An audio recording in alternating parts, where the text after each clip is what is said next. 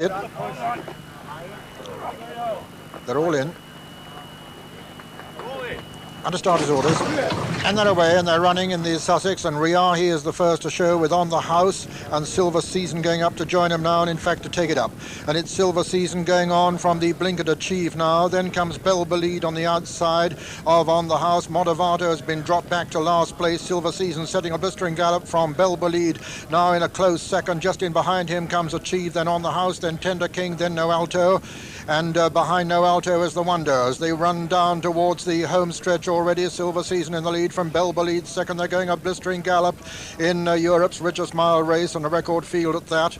Silver Season in the lead from Belbeleed second. Then comes Achieved in third. Behind Achieved is On the House, the 1,000 guinea winner. Then comes Tender King, then No Alto on the inside, then Spanish Pool, and then the Wonder, and then Riahi, then Sandhurst Prince on the inner. Merlin's Charm still one of the back markers racing down towards the 3 furlong pole. Silver Season being challenged now by Belbeleed. Then comes Achieved in behind them, then On the House, then No Alto over on the far side, the Wonder making a little bit of progress, Tender King, and then towards the outside Spanish Pool with Motivato coming there quite strongly too. They're coming down towards the 2 furlong pole, and it's Belbeleed in the lead from Achieved, On the House, the Wonder, Tender King, and on the outside Motivato. It's still Belbeleed in the lead, being pressed now by Achieved. Then comes On the House, then the Wonder under pressure. Sandhurst Prince coming there very strongly over on the far side, and it's Achieved now, On the House, and Sandhurst Prince just in behind them, Tender King. It's On the House in the lead now from Sandhurst Prince over on the far side. Sandhurst Prince and On the House. On the House has won it. On the House has won it from Sandhurst Prince second. Achieved was third, and 4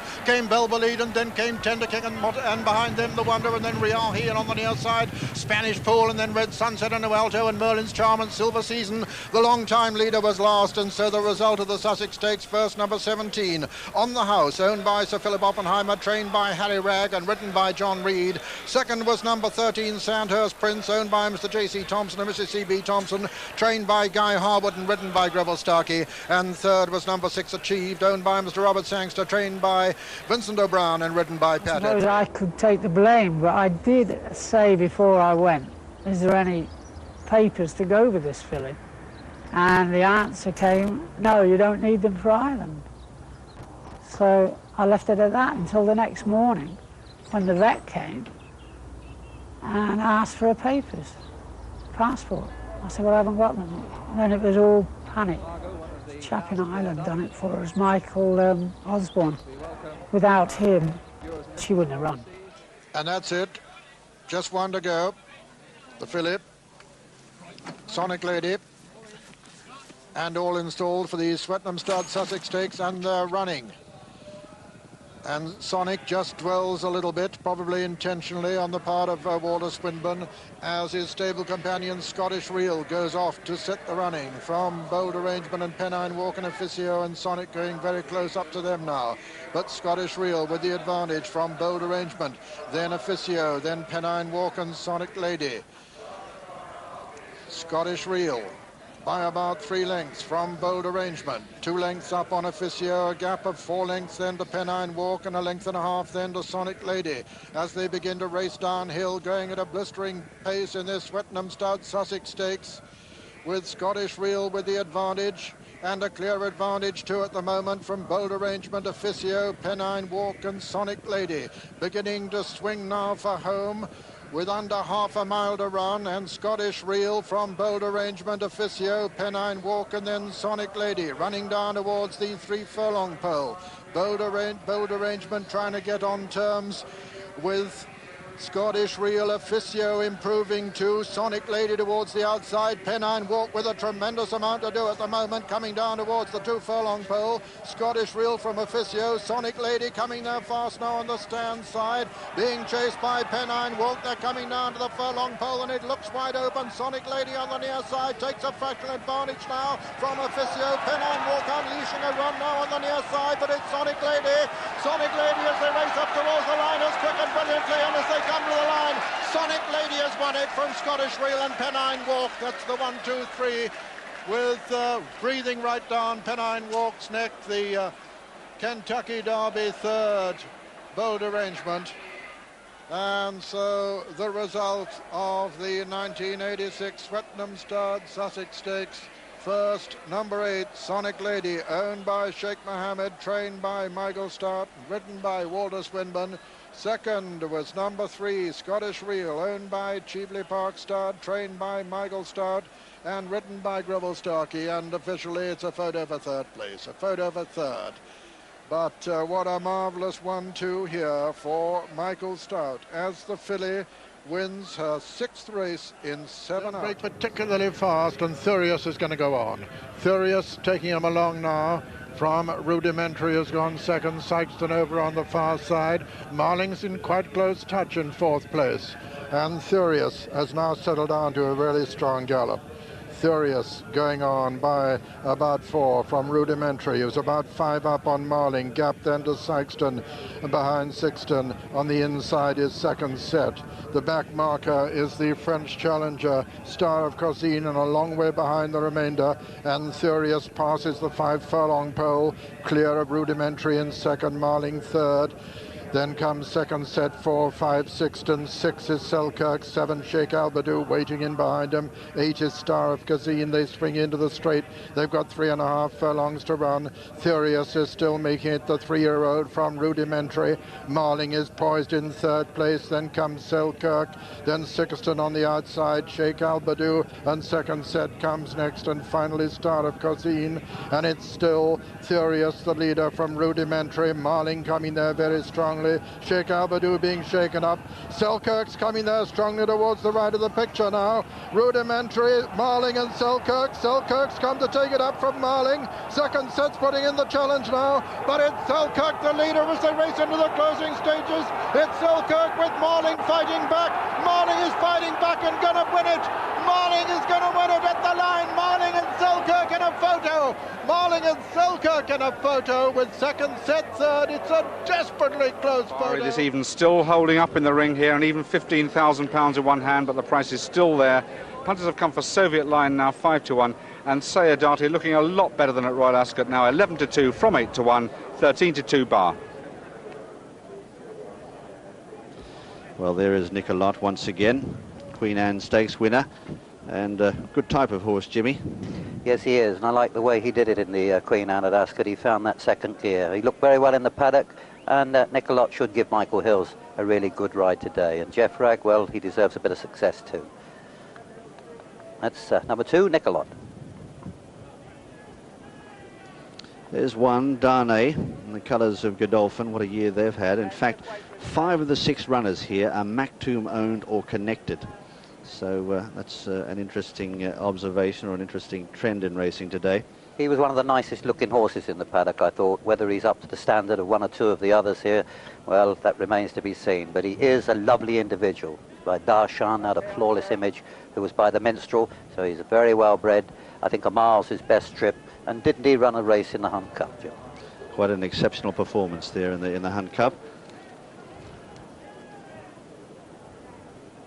And the remaining runner, number 6, Solb. He's an unbeaten colt by El Grand Senor, but being used as a pacemaker today. Rank outsider, 50-1 from 66. Being joined there by Soviet Line. And let's hope he can do his job well. Yes, I think he'll go a bit of a gallop today, because it's going to suit 1 or 2 of the other runners as well as the horse he's making the running for. Well, they're nearly all in. Let's join our commentator, Peter O'Sullivan. Darnay in, and now Barry, the favourite, the last to be installed for the 1995 Sussex Stakes. Barry and Willie Carson in, that's it. They're all in. Jockeys. And they're away. And who's going to make it? Sulb is going to make it over on the far side. Darnay on the near side. Sulb it is from Darnay. Barry in third. Then comes Soviet Line and Nicolot. And the back marker of the 6 is the mare Sayadati. And Sulb ensuring a fast pace in this Sussex Stakes. Sulb the leader from Darnay in second, then towards the outside Bari, then Soviet Line just in behind them. Behind Soviet Line is Nicolot, and then Sayadati over on the far rail and staying there. Brett Doyle as Sulb takes them along at a very, very fast clip from Darnay in second, Bari in third, Soviet Line poised in behind Bari, Nicolot towards the outside, the sheepskin noseband still, the back marker is Sayadati as they turn into the straight now, and still Sulb the leader from Darnay, Bari making progress, towards the right of the picture is Soviet Line, and then comes Nicolot, and then Sayadati, yet to be committed by Brett Doyle as they come down now towards the 2 furlong pole. It's Darnay from Bari, the favourite in the centre, Soviet Line towards the outside, Sayadati now coming to challenge Bari. It's Bari on the far side being pressed by Sayadati, Brett Boyle, and Sayadati has taken the advantage now from Bari as they race into the closing stages. Sayadati on the near side, Bari on the far side as they race up towards the line. Bari is fighting back, Sayadati on the near side, Sayadati's going to win it. Sayadati is the winner and Bari is second and Darnay is third.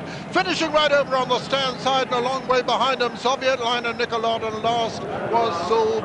And so it's a photograph officially to the Sussex Stakes, but no doubt that at her third attempt, she's been the bridesmaid twice before. At her third attempt, she's the bride. Sayadati, number 4, she's been fourth in this race, she's been second in this race, and she's been given a great ride by her first time big race rider, Brett Doyle. It's officially a photograph between number 4, Sayadati, and number 5, Bari, but little doubt that the mare has prevailed with Darnay third.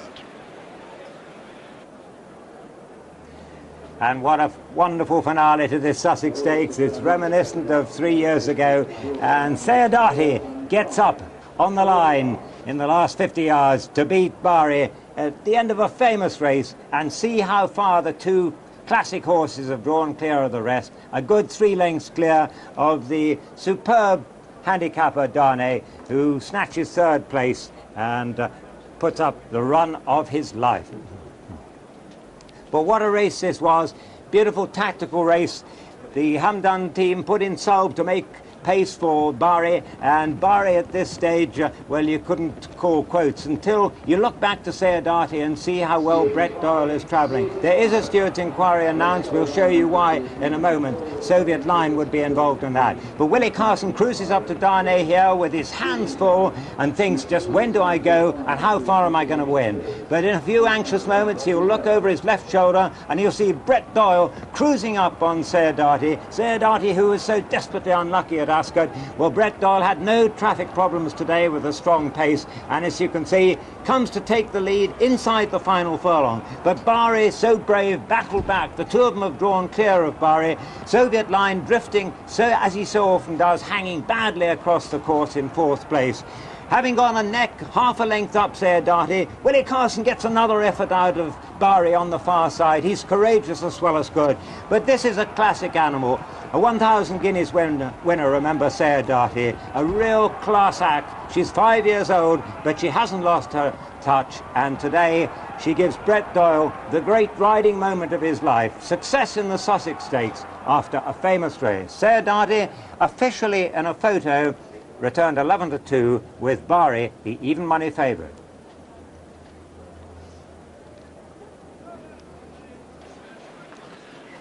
Brett Doyle returning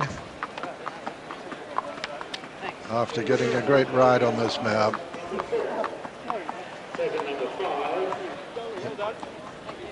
You may have heard the official result being announced over the public address, and it was first the mare we're looking at, number 4, Sayadati, owned by Mr. Mohammed Obaida, trained by Clive Britton, came so near to winning the opener this afternoon, and ridden, and beautifully ridden, by Brett Doyle. Second was number 5, Bari, owned by Sheikh Hamdan Al Maktoum, trained by John Dunlop and ridden by Willie Carson. And third was number 1, Darnay, owned by Godolphin Racing, trained by Saeed bin Sarur and ridden by Frankie Dettori.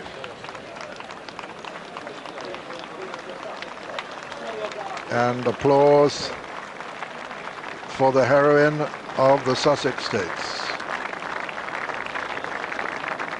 The heroine at her third attempt after being second previously and fourth. Almost getting too good a run today, because when Soviet Line unexpectedly hung and took Nicolot with him over towards the stand side, Brett had no option but to go. The daylight was there. And he struck the front well inside the 2 furlong marker, just approaching the furlong pole. And this mare, she tends to hang far when she thinks she's done enough. But he kept her going beautifully, and she showed that work with her gallop companion that won yesterday was certainly true. Secret Alley, that was. There's Brett Doyle having weighed in, and a doubtless ebullient Clive, who never regards his charges with unbridled pessimism, will be really delighted with her. Before we meet him, here are the full starting prices. The first, number 4, Sayadati, 11-2. The second, number 5, Bari, even money favourite. And third, number 1, Dani, 9-1. All 6 ran, and there is a steward's inquiry, remember. One result from Doncaster, that's the first race there, the 2:45. First, number 3, Fearless Wonder, 4-1. Second, number 2, Call Me Albi, 7-2. And third, number 4, Pillow Talk, 8-1. 7 ran. That's with me, Clive, just giving Sayadati a well-deserved pat. It really was a masterful performance, Clive. Yes, it was. It was a good performance. It's exactly what I've seen her do at home so often with young Doyle, you know, sit behind a horse like Secret Alley, and no disrespect to him, he's not a lead horse, he loves to lead, and he set everything alight at home, and she could sit behind him, come past and say good night, you know. Well, that's what she's done today. We've got a chance to watch it again now, Clive, and I must say Brett's given her a beautiful ride. Yes, the game plan had to be that we didn't get squeezed up, we didn't get checked in her stride. That was the most important thing. She's got this lovely flow in action, and she can quicken off it. But as you saw at Ascot, through no fault of Frankie's, she had to change strides 3 times, and in that company you can't do that. I mean, it's like losing the gear in a race, whatever, you know. But she's had to battle as well. Having got to the front, she's had a long old battle with Barry. To me, there was never a question that she wouldn't battle, and that wasn't the answer. She Cash beat her twice in France, because Cash, being what he is, he just knew how to beat us.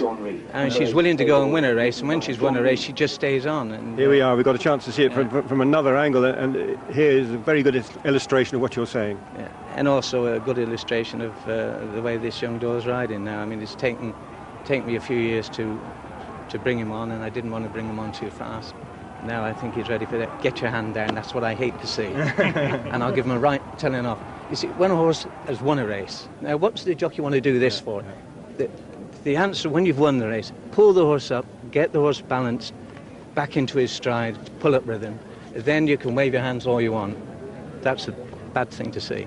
Right, and I hate seeing it with any jockey. I mean, it's punch in the air. They're not footballers. They haven't scored a goal. They won a race. They've got 4 legs underneath them. Those 4 legs must come back sound to race again. And so he'll get a ticking for that. Right, so listen to all you jockeys that do this. I've seen horses come back, they've won the race, 2 days later, they've gone out and done a steady canter, they've broken down. When did the horse do the damage? Was it when they were doing this? Was it in the race? Sound words from the trainer there, but you also had the confidence to give this boy the ride, because although lots of jockeys are suspended, there are plenty of other good ones who were ringing out for the ride. Did you have any doubt about that decision? No, never. I always felt that if the situation came that he could ride, I was allowed to ride him, then he would ride, because watching the filly work for him at home, she'd settle for him, she'd switch off. I mean, he had the nerve enough to go last. I mean, he was a 22-year-old, his first Group 1, prepared to go last and then come through his field. I mean, there's a little bit of special there, you know. Absolutely. And Clive, plans for the future? You're still irritated with that last minute way, but plans for the future, because you're not afraid to take a good horse anywhere in the world. Have you exciting plans in the autumn? Well, I think obviously Deauville should be our next stop, and then Breeders' Cup. Ascot's been an unlucky course for it, and I think we'd skip Ascot and go direct for the Breeders' Cup. And one final question, might she stay in training at 6? Well, I don't know, you know, these don't grow on trees. I pray that she would. They can only breed one foal a year, and we can't get this quality out of one foal. So you keep your fingers crossed. Yes. Well done, Clive, a smashing result. It's a pleasure to be here. Thank you. Thank you. Well done, Clive. It went pretty much according to plan, didn't it? Yes, very much so. Yeah, thank you. Good, strong gallop early on. Yeah, very nice pace, enabled me to settle my filly, and she picked up when I asked her to, no problems. And a most lovely gap came for you as well. Yes, I was sat behind the two fancied horses, Nicolette and Soviet Line. I was just making my mind up which one to follow, and Wally's horse started to hang away and give me a lovely gap, so I took it. Wally's helped you a bit. Yeah, he has, yeah, actually, but... Did you get there a little bit sooner than you meant to? I planned to get there inside the final furlong, but the split came, so I wasn't going to let it shut again. Well, you've gone nearly half a length clear, and then Willie's come back at you. Did you have an anxious moment then? No, not really. I was always holding him. He was never going to get by me once I was in front. She was sticking her neck out, and she just does enough. I mean, she's pulled up in front in the past, and she was there in plenty of time, so she was just holding that little bit. How much does it mean to you to win a Group 1 race? It means everything to me, especially on this filly. I've rode her in a lot of work, and I never thought I'd ever get the chance to ride her in a big race, and I've had her go and won on her, so... You've had your ups and downs. You had a terrible motorcycle crash about 3 or 4 years ago, almost threatened your career. Yeah, the career hadn't really started then, so it wasn't too much of a worry. But Clive Britton's been a great support to you also. Yes, he's been very good to me. He's given me my first rides in Group 1s, and he's looked after me really and pointed my career in the right direction. Free being brought down the centre of the course, but it's the green jacket of Century Dream. Here is Poetic Fleur to join him. Alcohol Free putting in her challenge. Order of Australia and Lope Fernandez are the next pair at the furlong pole. It's the white jacket of Poetic Fleur, but nearest to us, Alcohol Free. The filly has gone through to take it up in the closing stages. Tight between them, Alcohol Free has a very narrow advantage to Poetic Fleur. Alcohol Free under Sheen Murphy have won the Qatar Sussex. Poetic Fleur in second, Snow Lantern behind those in third, to Hale and Order of Australia the next pair. Nothing ventured, nothing gained, and the team behind Alcohol Free have gained plenty there with victory in the Qatar Sussex Stakes.